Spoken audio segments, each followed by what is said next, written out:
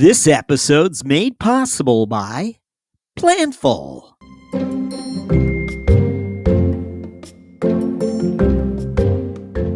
Hello, on today's episode of Planning Aces, we'll be featuring FP&A insights and commentary of three finance leaders, including CFO Cyrus Lamb of Orion Innovation, CFO Joanne Cheng of Jellyfish, and CFO Zach Johnson of Cribl. This is Jack Sweeney, your co-host, along with performance management guru Brett Knowles, who will serve as our resident thought leader as we seek to highlight the takeaways from our distinguished group of Planning Aces. We'll begin after this. Ready to plan confidently, close faster, and report more accurately? Here's what sets Planful apart. Imagine purpose-built applications for every department, from FP&A to accounting, marketing to HR, all with built-in financial intelligence. It's easy to implement Planful in just weeks and with minimal IT involvement, so you can rapidly and seamlessly engage everyone across the business on your key financial progress. Best of all, Planful grows with you. Its unparalleled scalability ensures that no matter how fast your business expands, Planful can keep up. See why over 1,500 customers worldwide choose Planful as their flexible, user-friendly, end-to-end financial performance management platform. Go to planful.com/CFO Thought Leader to see how you can reach peak financial performance with Planful.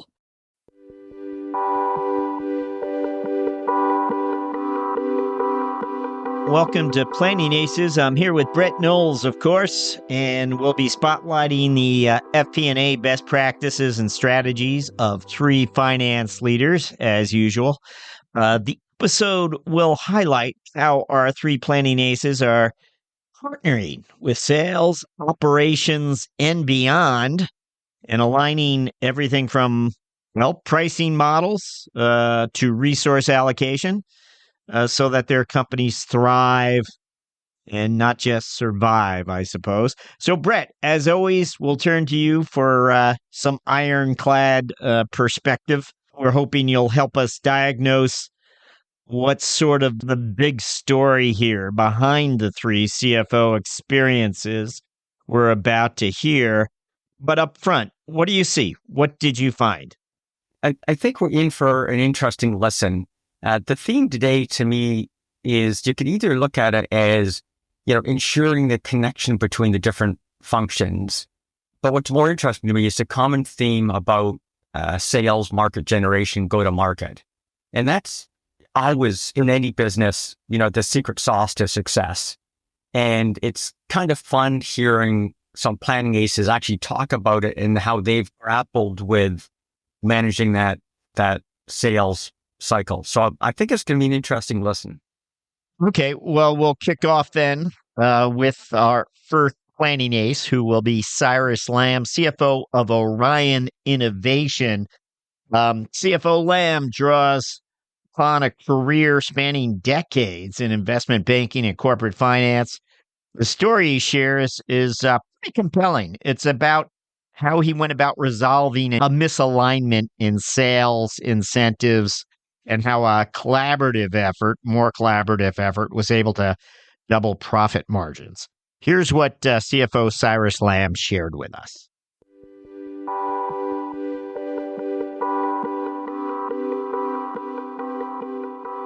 I'll just use a straight example or a story as you sort of described it.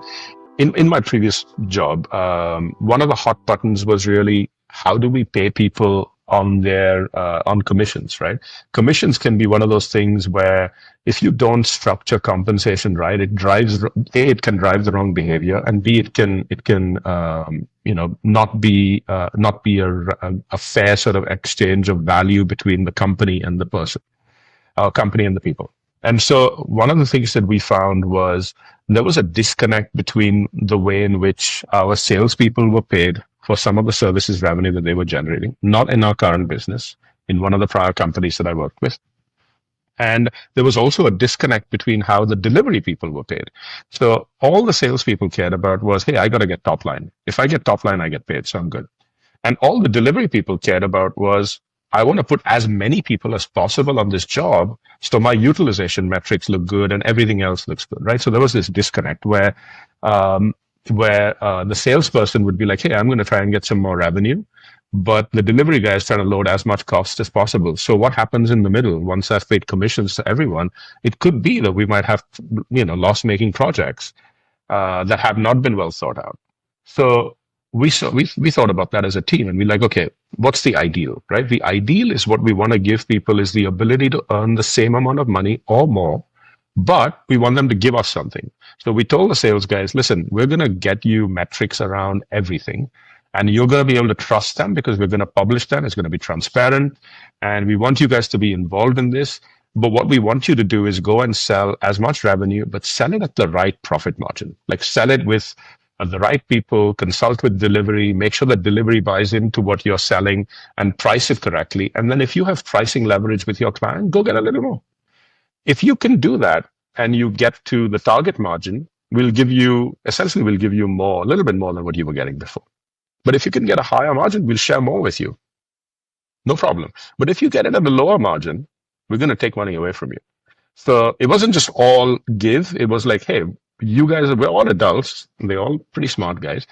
You know how to sell. Go sell well. Go consult with your delivery teams and make sure that you're not just selling stuff and giving things away. And we told the delivery folks, we want you to think about this as your business. If you were running a one-man shop, not literally, but if you were running a one-man shop, how would you use your resources? How many projects would you take on? How much time would you spend on each one?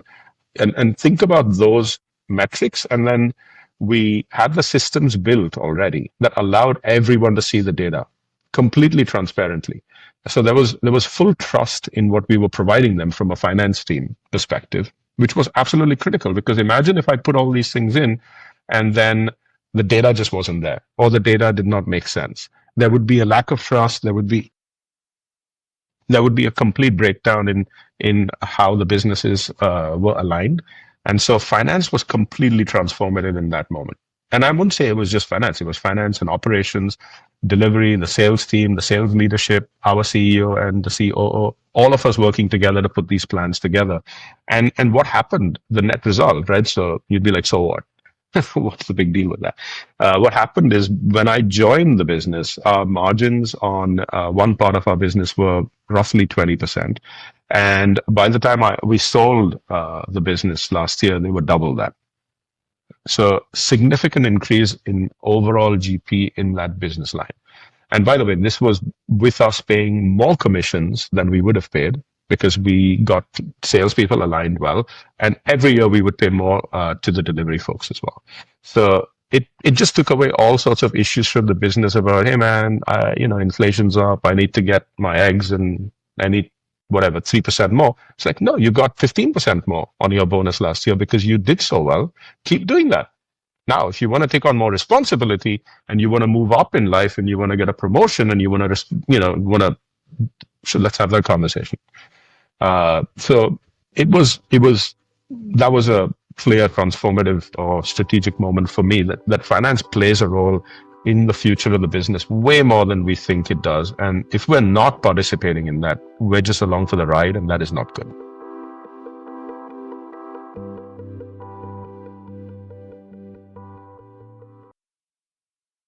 Now, I should mention Cyrus joined us on episode 1053, and he shares his career journey.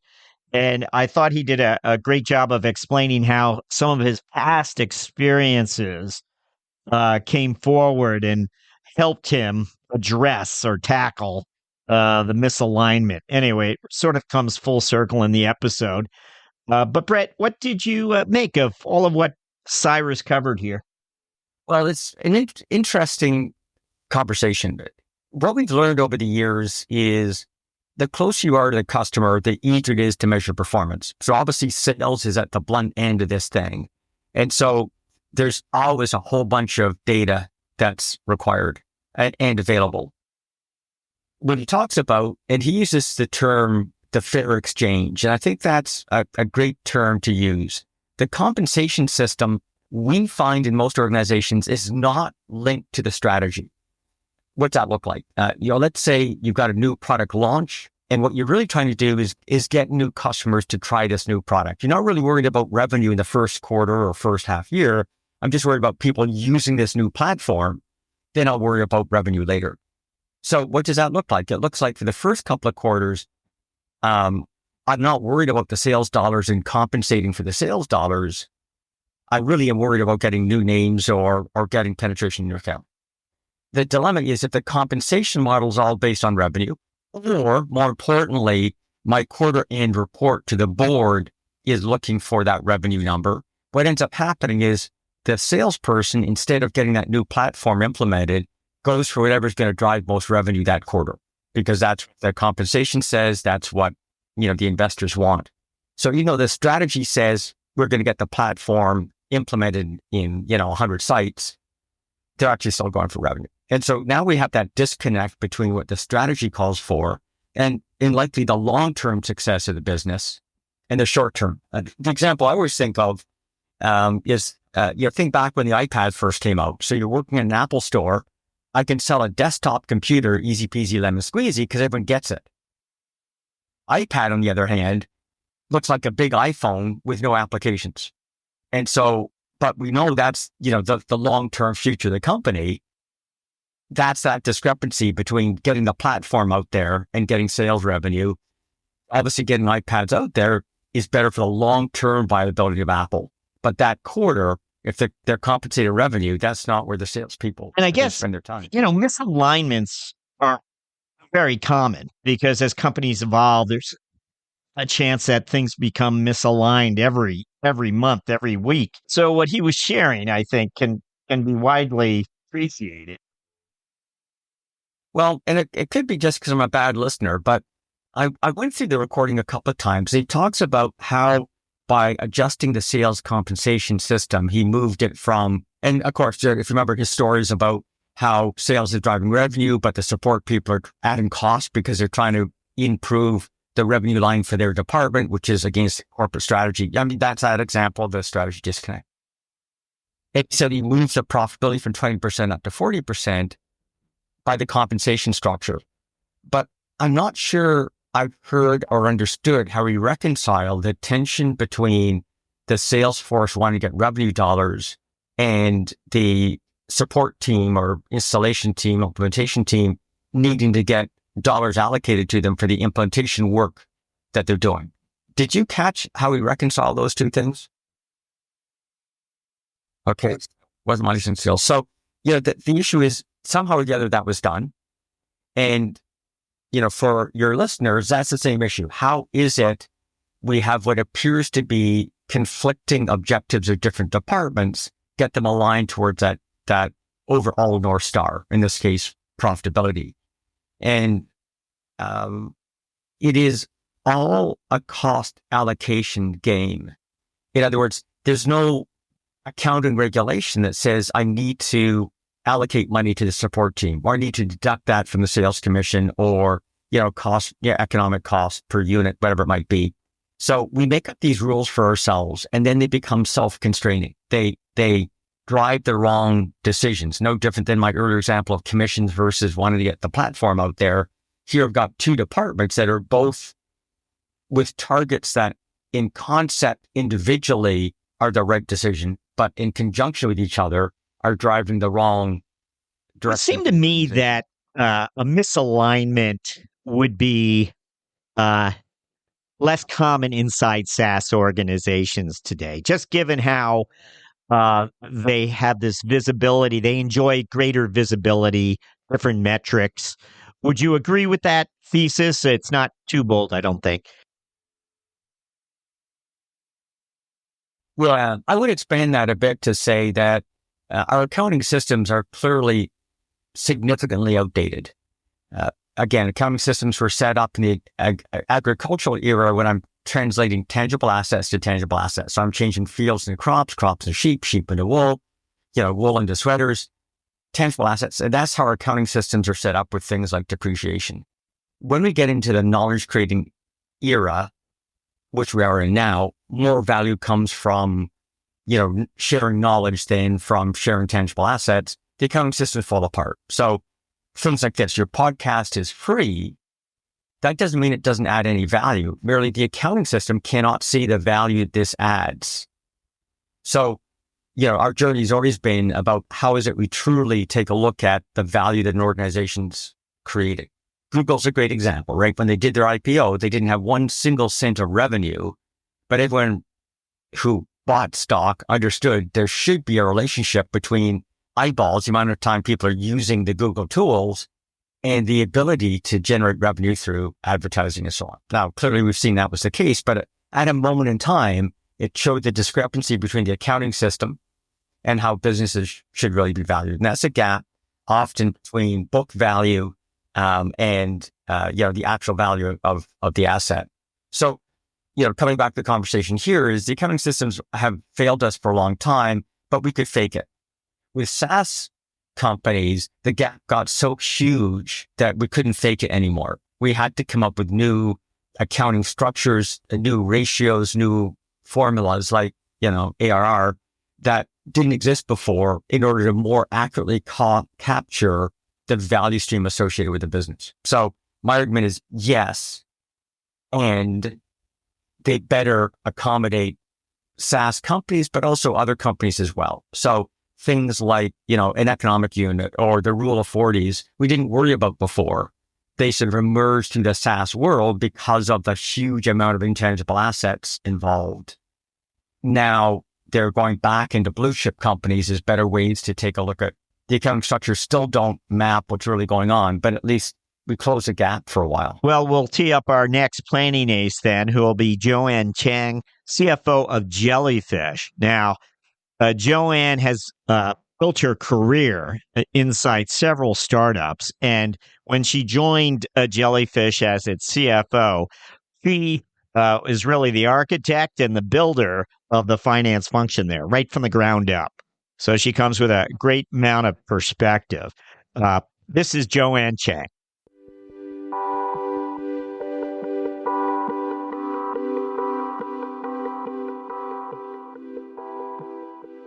Definitely. I think the CFO sits in a really unique and special spot where they have visibility on everything going on. And so sometimes I'm the connector. I'm like, hey, someone is talking about this over here, and I'm hearing another department or group leader talking about the same thing. And I'm like, you two need to talk together because I'm talking to both of you and I'm hearing some similar themes and so you are a connector. And you also see what everything is being spent on and what people want to spend money on. So you also have visibility and data into that, and all the people that they want to hire and what they want to hire them for. So all of those things, you are a connector across the company team. The company was very small. It was 90 people, and there was no finance team. So I was the first financed person, which is usually not the case. You usually wouldn't hire a CFO before you hire, an accountant or somebody. So I built up the whole team here, and it's I actually really loved having that all being able to choose everyone we hired and form the team. I added a couple people to FP&A, and the next thing is a mix of technology and controls and understanding of what is going on. So every model is being built, like all the drivers of the business, kind of the relationships on, how does someone get hired? How do you buy something? How, like the revenue model, like, how does revenue come in? How do you get a booking? And all of those processes need to be established and set up. So we added FP&A, we added a couple accounting folks, and then we also added biz ops and rev ops kind of. So all of that has been formed, and then we put in some systems, but it's not just systems, because you need the process behind that as well. RevOps reports into me, and it's basically, I think of it as, how does a sale get from the beginning of the sale to where we get the cash in the bank, and that is reports under me. But it's a really good partnership, because like they work probably even more time with the sales team and the marketing team and the account management team than they work with finance, but we work in collaboration with each other.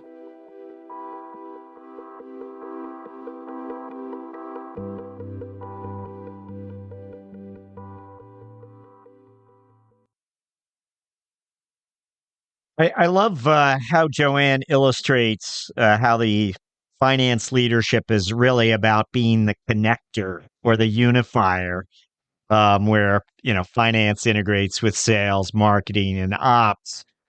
She really underscores it nicely. What did you make, Brett, of what Joanne shared with us? I thought it was interesting on a couple levels. One is, she talked about how when she first joined the company, it was 90 people.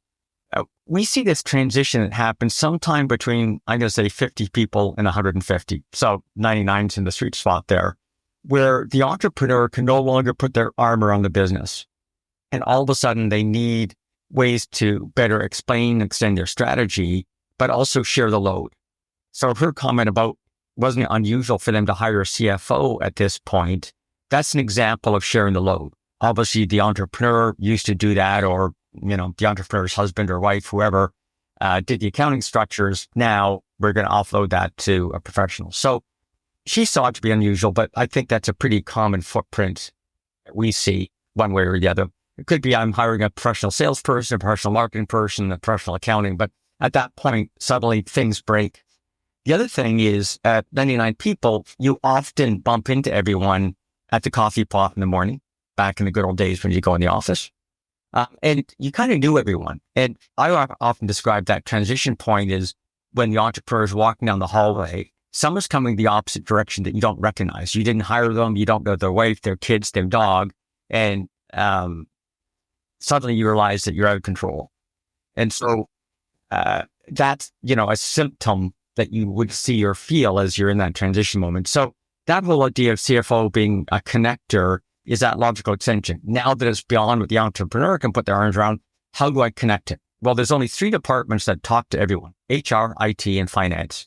So one of those has to be the connector in every company, or it doesn't work out. Or the CEO is still doing that connection stuff that they were, doing before.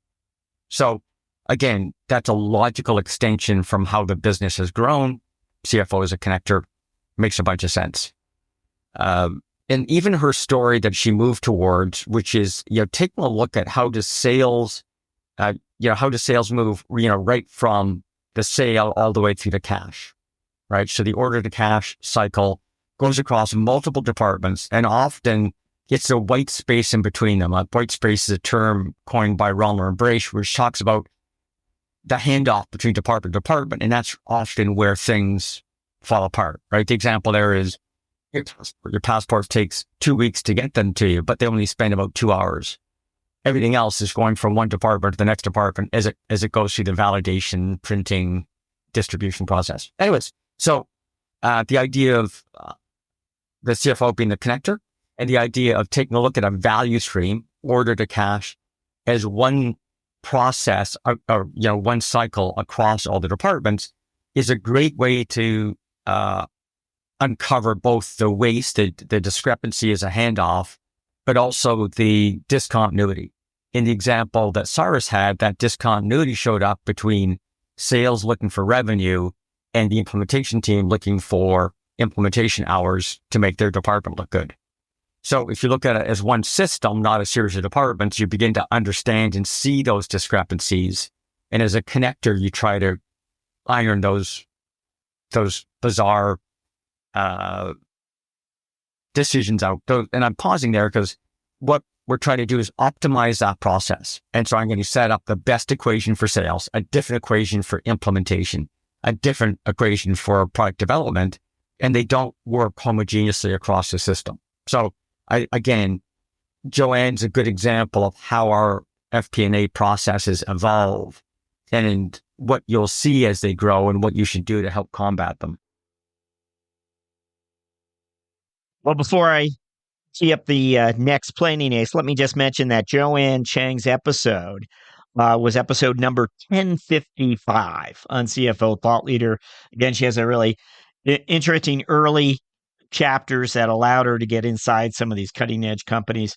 Our next planning ace is Zach Johnson, CFO of Cribl, and wonderful mentoring round with Zach, who shared some insights about his career building. But here he shared something very unique, I thought. And I'll just tee it up. It'll speak for itself. Here is Zach Johnson, CFO of Cribl.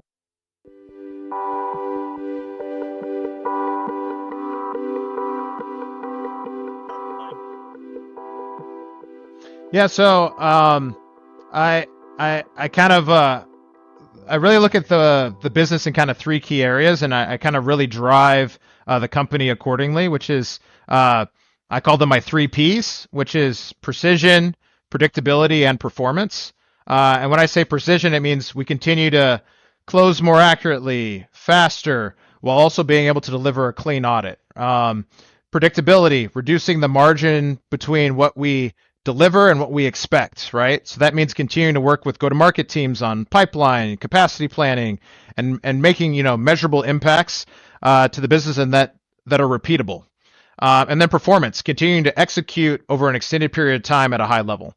And so I really focus on creating durable and sustainable growth in the company. And I also think it's the role of the finance leader to help the business understand what financial shape the business must be in to optimize shareholder value. So when I look at public companies in the software space and the ones that have the characteristics that generally align with higher valuations, we are looking at metrics, things like Rule of 40, Rule of 50, and that helps us and helps me kind of shape the conversation with us internally and make sure that we're driving towards the right direction. And, as a company that's high growth and we continue to grow at a high pace, every year we make improvements to the business to make sure that we're creating the right levers, measuring those levers, and creating to drive to those outcomes we want and getting a more efficient every year. Actually, it's kind of a funny story there. So I've always kind of talked about this kind of unit economics concept, and then also bringing together the metrics, but also helping the business understand that their role and how they participate in it. And so, just to go a little deeper there, we have what's called our manager summit here, and shout out to Lisa Nielsen, our people leader here at Cribl. She puts together this event where she brings all the managers at the company, and it's an opportunity to educate them, help them in terms of developing skills to be great managers, which will ultimately benefit the employees culturally, but also from a productivity standpoint as well. And I was given the opportunity. There was a little apprehension, but to talk about metrics to this group, as they are leaders in the company. I felt it was important that they understand, how do the metrics work and why are they important. And in that discussion, we went through, CAC LTV, Rule of 40, what is free cash flow margin, and how do all those things play together. And, I kept using this kind of like, this is what investors care about. This is what investors care about. And at the end of as I'm kind of, halfway through this conversation, I'm like, I keep saying investors, and you're probably like, it's this third entity that's off to the side. That's this foreign thing. But then I asked everybody, hey, raise your hand if you have equity in this company. And of course, everybody in the room raised their hand. And I said, guess what? You care about metrics too, because you're an investor as well. And so really articulating for them how the levers work. So for example, not to pick on our go-to-market folks, but, reps are always like, hey, let me get an SE, or let me get another channel person, or let me get this, and helping them understand like, cool, I can invest in this SE for you, but that might mean your quota goes up. So how do you want to, let's work together to find the right balance and lever where we're getting the right outcome for the business, but we're in this together. Like, I'm building something from the tops down that's going to be the right shape financially for the business, but I need you from the bottoms up in correlation with my team to figure out what are the right levers that are going to drive us to that outcome in the most efficient way and in the most repeatable way. And so helping everybody understand that, I think the one that I will say from the audience participation, the rule of 40 was the one that I think people are not as familiar with as I had assumed, but we've been educating folks. I've actually kind of gone on the road with this presentation. We have a development center in Poland, actually. I actually went to Poland and presented on this too. And the level of interest, once people kind of start understanding how it kind of works and the nuances of, well, the rule of 40 is revenue growth plus cash margin, and that's the one we use. And so understanding the balance there, but also how it reflects in the market, where, you know, growth is still a bigger driver in that equation, and so we can't lose focus on the overall growth strategy as well. So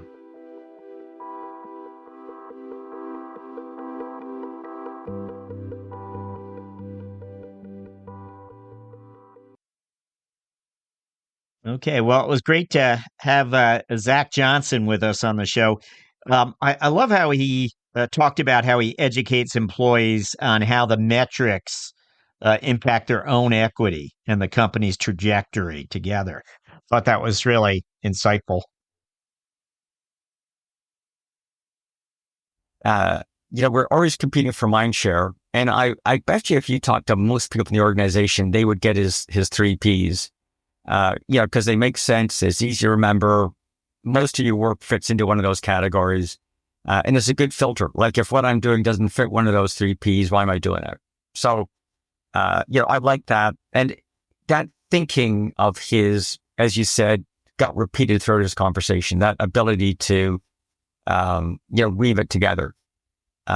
His comments about durable and sustainable growth, clearly he didn't make up those words. Like, they figured out that they want durable, which is an interesting word I don't hear often, but works. Sustainable, we hear all the time.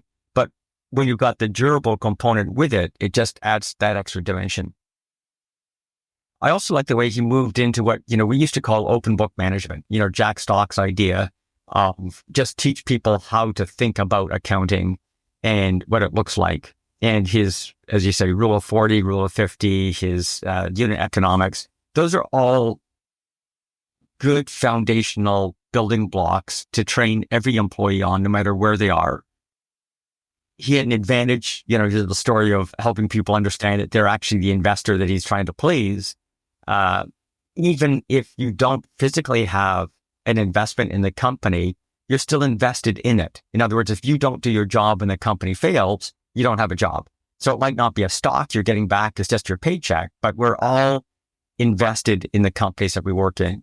And we should understand, these core metrics that guide management decision. So I like just how he packaged it and how he understood a good portion of his responsibility was communications. He gave us the example of his go-to-market people where they're asking to hire new people. And he said, great, if you understand the different ratios and numbers we talked about, go ahead and hire people, but that means I'm going to give you a higher quota. Which in some case, we listen and go, well, duh, of course that's the case. But obviously it was an aha moment for that team where he wouldn't have brought it up as a story for us. And he described it as the top-down, bottom-up. And I've heard that term tons of times, of course, but that was a great example of that top-down, bottom-up, right? Where bottom-up, I'd love to have more people to help me do the sales, not understanding necessarily that there's a relationship between that and the quota thing. Top-down, and I'm worried about the profitability and don't look at hiring people. So I think it was just a fun example with our theme of the go-to-market, understanding how the communication is important, and the understanding of the business mechanics, which we think might be intuitive, is also important.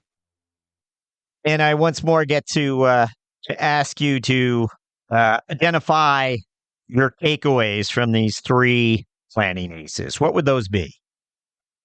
So again, what I said at the beginning was there's 2 things. One is a theme about making sure that we look across departments to see the stream of value that's created. I often think of, checking into a hotel. You could have everything perfect. You get to the hotel, check-in's fast, you go to your room, it's gorgeous, it's nice and warm, it's brilliant. You've, got a nice bed, the TV's all set up with your name on it and so on. And you hop in the shower and there's only cold water. Doesn't matter how good all those other departments, housekeeping was, reception desk, everything else, the whole value chain, the whole business falls apart when one department doesn't do its bit. In this case, the water heating department. So seeing across departments is super important. And there are very few departments that do that, finance being one. So that's one common theme. The other part is getting a handle on that go-to-market team, making sure that the guidelines that we're giving them are consistent with the strategy to get the outcomes that we're looking for. So those are the two simple messages I pick up. Now, are you spending the holidays up Canada way, up north there, or? No, just, till we get the turkey sacrificed and then we head back to the warm Florida sunshine for a chunk of time. That's what us snowbirds do. Well, we look forward to speaking to you then after you return down south. For Brett Knowles, this is Jack Sweeney at Planning Aces, wishing you a very happy new year, everyone. As always, Brett and I thank you for listening.